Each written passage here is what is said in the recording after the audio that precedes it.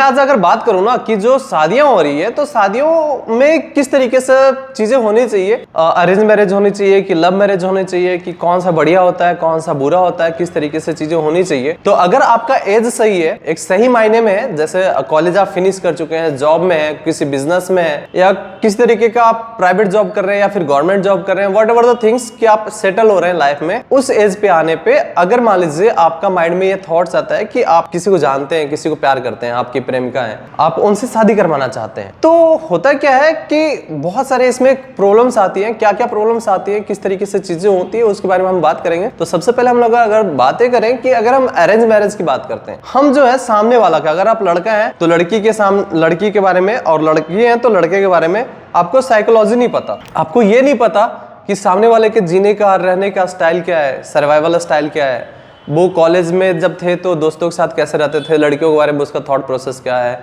लड़का है तो लड़के का थॉट प्रोसेस क्या है। तो आपको चीज़ें नहीं पता होता है सामने वाले के बारे में, किस तरीके से उसका बिहेवियर है, किस तरीके से वो पॉजिटिवनेस दिखाते हैं, किस तरीके से चीज़ें समझते हैं और समझाते हैं।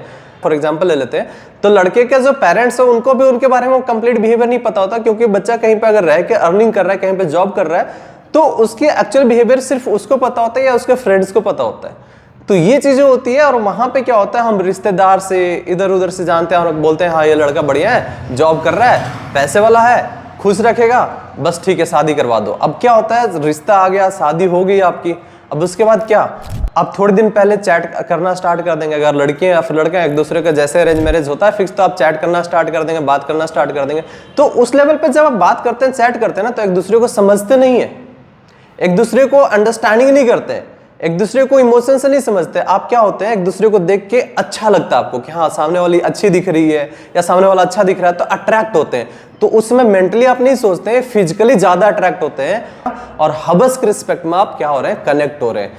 अब क्या होगा, जब शादी होगी, सबसे पहले तो जब शादी होगी तो कुछ लेना देना वाली चीजें होंगी, बहुत सारी बातें होंगी, है ना।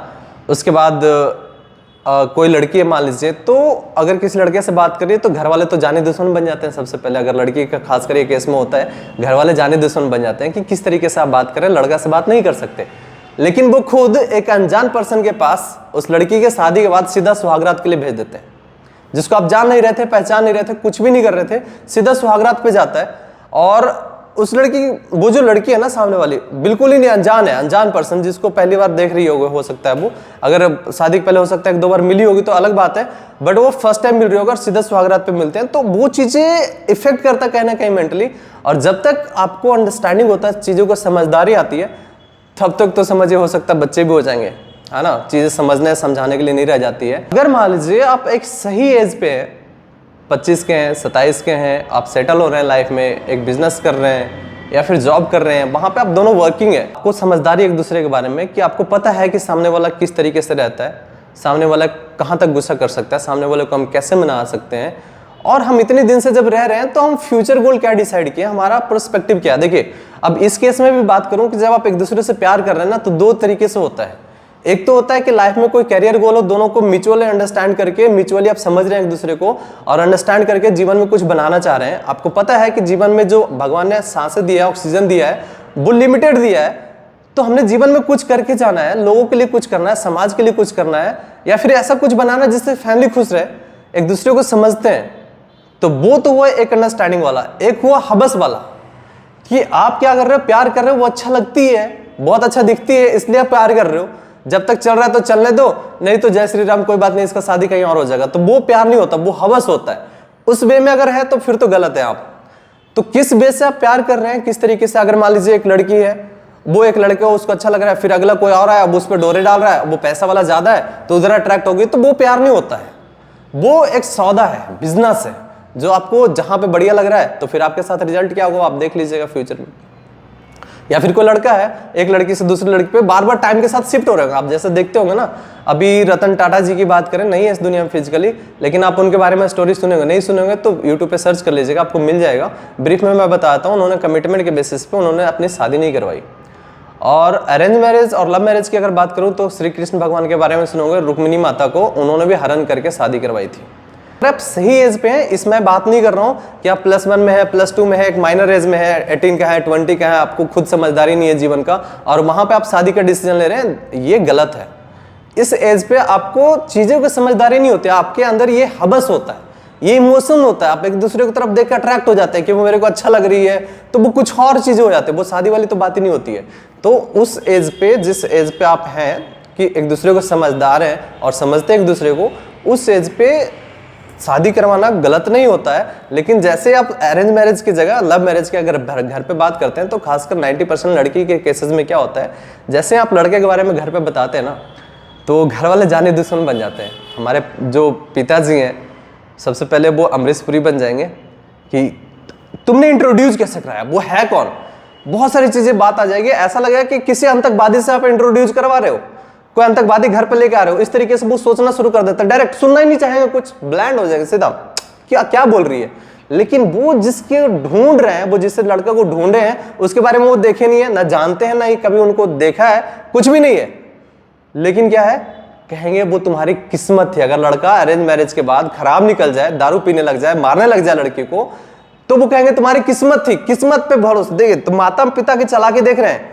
अब ये किसी माता पिता, अगर एक बच्चा समझदार हो जाए, एक सही एज पे आ जाए, तो उसका हक बनता है अपने जीवन का डिसीजन लेने का कि किसके साथ वो किस तरीके से रहना चाह रही है। लेकिन इसमें किसी भी फादर का या मदर का हक नहीं है कि कौन लड़की किसके साथ सोएगी, वो डिसाइड करेंगे। एक सही एज पे आने के बाद उस बच्चे का हक बनता है कि वो क्या करेगी नहीं करेगी, उसका इतना डिसीजन लेने का हक बनता है। क्योंकि आप जब इस जीवन में नहीं होंगे, डेफिनेटली नहीं होंगे, एक एज पे आने के बाद सबका लास्ट टाइम आता है, तो माता पिता हमेशा आपके साथ नहीं होंगे।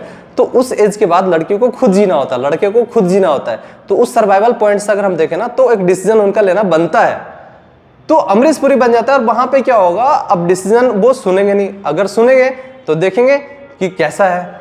अब कैसा है इस वे में नहीं देखेंगे, देखेंगे इस वे में कि अगर पैसा वाला है तो वो कहेंगे दबा के रखेगा, अगर कम पैसे वाला है तो क्या कहेंगे, ये खुश नहीं रख पाएगा। अब उससे भी पहले कुछ और देखेंगे। सबसे पहले तो देखेंगे धर्म कौन सा है, और धर्म अगर सही है तो फिर देखेंगे जात कौन सा है, मेरे जात का है कि नहीं है, बरादरी में रिश्तेदार क्या बोलेंगे, लोग क्या बोलेंगे। अरे भाई, जब बच्चे का प्रॉब्लम आएगा ना, आपके साथ भी जीवन में बहुत प्रॉब्लम आया होगा, तो कितने रिश्तेदार आपके साथ थे, कितने रिश्तेदार साथ थे। एक बार खुद से कभी शीशे के सामने खड़ा होकर पूछिएगा, को तोप दिया जाता नहीं, ये चीजें आप नहीं कर सकते हैं, इमोशनल ब्लैकमेल करा जाएगा। तो ये सारी बातें हो जाती है। तो मुझे ये लगता है कि एक सही एज पे आने के बाद बच्चे का डिसीजन लेना बनता है, उनके जानी दुश्मन बनना नहीं बनता है। अब उसके बाद आप लड़की जो है उसमें भी देखा जाता है कि उसका इंटेंशन क्या है।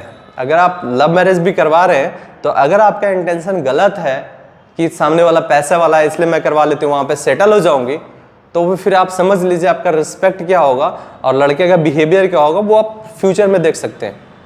या फिर अगर कोई लड़की सुंदर है, इसकी वजह से कोई लड़का शादी करवा रहा है, तो फ्यूचर में क्या होगा, उसकी सुंदरता नहीं रहेगी। तो इस बात का भी ध्यान रखिएगा। कोई जरूरी नहीं है कि हर प्रोस्पेक्टिव से देखना पड़ेगा।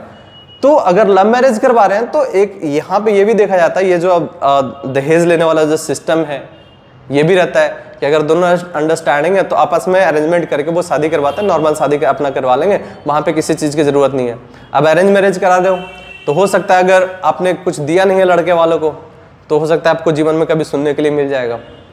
अगर दे रहे हो तो फिर उसके लिए हमेशा ही बोलते रहना पड़ जाएगा कि मतलब सामने वाला कुछ ना कुछ बोलते रहेंगे। आप लड़की के मन में ये रहेगा कि हमने तो इतनी सारी चीज़ें दिया था, हमें क्या मिला। तो बहुत सारे अरेंज मैरिज आप देखे होंगे जिसमें फेलियर मिलता है, बहुत सारे अरेंज मैरिज देखे होंगे कि हमेशा इंसान खुश नहीं रहते हैं।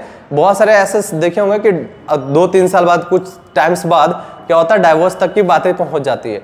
तो ये सारी बातें होती है। तो ये जो बातें हैं ना, ये मत सोच लीजिएगा कि मैं कह रहा हूँ कि लव मैरिज अच्छा है ना, मैं इन चीज़ों के लिए बिल्कुल ही नहीं बोल रहा हूँ। मैं ये नहीं बोल रहा हूँ कि अरेंज मैरिज अच्छा है। मैं अपना एक व्यू रख रहा हूँ कि जीवन में किस तरीके से जीना चाहिए, क्या अंडरस्टैंडिंग होना चाहिए इंसानियत के तौर पे। ऐसा नहीं कि हम जानवर की तरह बन गए कि अब बस इस जीवन में आए, शादी किए, बच्चे पैदा किए, खाए पिए, बूढ़े होकर मर गए। तो जीवन ये नहीं है। तो इंसान और जानवर में क्या फ़र्क रह गया? मुझे तो नहीं लगता कोई फ़र्क रह गया आप में और जानवर में। अब तो सबसे बड़ा जानवर है फिर, है ना। मतलब जानवर से इंसान तो बन गया, लेकिन जानवरपंती जो था ना आपके अंदर हबस मिटाने का, वो नहीं खत्म हुआ। बस वही रह गया कि बस शादी करो, सेक्स करो, बच्चे पैदा करो, और उसके बाद क्या, जीवन में खत्म। जीवन में कोई गोल ही नहीं है। जीवन में जब कोई गोल नहीं रहेगा तो फिर आप जीवन में क्या ही कर पाएंगे, किसी को क्या दे पाएंगे। एक जानवर वाली जिंदगी जी लीजिएगा। तो इसका क्या व्यू था, वो मैंने अपना एक व्यू रखा है, किस तरीके से जीना चाहिए, किस तरीके से चीज़ें समझदारी में होनी चाहिए। तो मैं अपना एक व्यू रखा हूँ, आपका क्या व्यू है, किस तरीके से होना चाहिए। और इसके बारे में अगर आप डिटेल वीडियो चाहते हैं तो कुछ प्रैक्टिकल्स एग्जांपल्स भी हैं, कुछ मेरे फ्रेंड्स भी हैं जिनको अभी यंगस्टर है, अभी जस्ट शादी हुई इनको, और वो कुछ जो ऐसे भी हैं लव मैरिज कराएं, कुछ ऐसे भी हैं जो अरेंज मैरिज कराएं, तो उनके बारे में कुछ एग्जांपल्स के साथ डेफिनेटली नेक्स्ट वीडियो लेकर आएंगे। Thank you very much.